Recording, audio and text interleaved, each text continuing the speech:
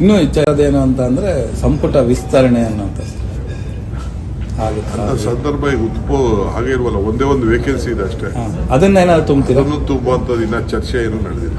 ಮೊನ್ನೆ ಖರ್ಗೆ ಅವ್ರನ್ನ ಭೇಟಿ ಆಗಿದ್ರಿ ತಾವು, ಇದೆಲ್ಲ ಮಾತುಕತೆ ಆಗಿದೆ ಅನ್ನುವಂಥದ್ದು. ನಾನು ನೋಡಿ ಖರ್ಗೆ ಅವರಿಗೆ ಭೇಟಿ ಮಾಡಿದ್ದು ಕಾಂಗ್ರೆಸ್ ಪಕ್ಷಕ್ಕೆ ಮಹಾತ್ಮ ಗಾಂಧೀಜಿಯವರು ಕಾಂಗ್ರೆಸ್ನ ನಾಯಕತ್ವ ವಹಿಸಿ 100 ವರ್ಷ ಆಗಿದೆ.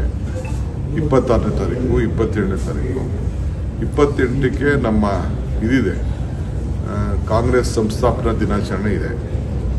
ಆ ವಿಚಾರದಲ್ಲಿ ಯಾವ ರೀತಿ ಮಾಡಬೇಕು ಏನು ಅಂತೇಳಿ ಕೆಲವು ಸಲಹೆಗಳನ್ನು ನಾನು ನಮ್ಮ ACC ಜನರಲ್ ಸೆಕ್ರೆಟರಿ ಇಬ್ಬರ ಜೊತೆ ಚರ್ಚೆ ಮಾಡಿದ್ದೆ.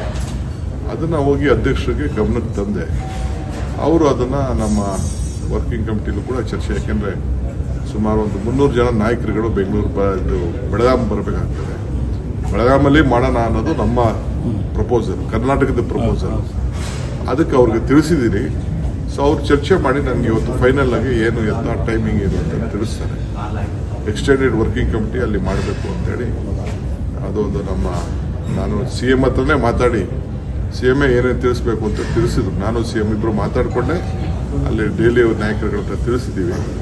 ಅದು ಇವತ್ತು ವರ್ಕಿಂಗ್ ಕಮಿಟಿ ಇದೆ. ಇವತ್ತು ನಾವಿಬ್ಬರು ಪಾರ್ಟಿಸಿಪೇಟ್ ಮಾಡ್ತಾ ಇದ್ದೀವಿ ಅಂತೇಳಿ ನನ್ನ ಆಹ್ವಾನ ಮಾಡಿದ್ದಾರೆ. ಸೊ ಅಲ್ಲಿ ಮಾತಾಡಾದ್ಮೇಲೆ ನನ್ನ ಫೈನಲ್ ಏನಾಯಿತು ಅಂತ ನಿಮ್ಗೆ ಅನೌನ್ಸ್ ಮಾಡ್ತೀನಿ. ಮತ್ತು ಇನ್ನೊಂದು KPCC ಅಧ್ಯಕ್ಷರು ಬದಲಾವಣೆ ಕೂಗು ಬರ್ತಾ ಇದೆ, ಮತ್ತು ನಾನು ಅನ್ನುವಂಥ ಆಕಾಂಕ್ಷಿಗಳು ಜಾಸ್ತಿ ಆಗ್ತಾ ಇದ್ದಾರೆ.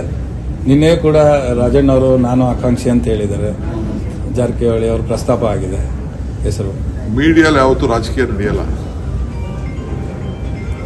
ಮೀಡಿಯಾಲಿ ಯಾರು ರಾಜಕಾರಣ ಚರ್ಚೆ ಮಾಡೋಕ್ಕೆ ಯಾರಿಗೂ ಸೂಕ್ತ ಅಲ್ಲ, ಯಾವ ಪಾರ್ಟಿಗೂ ಸೂಕ್ತ ಅಲ್ಲ.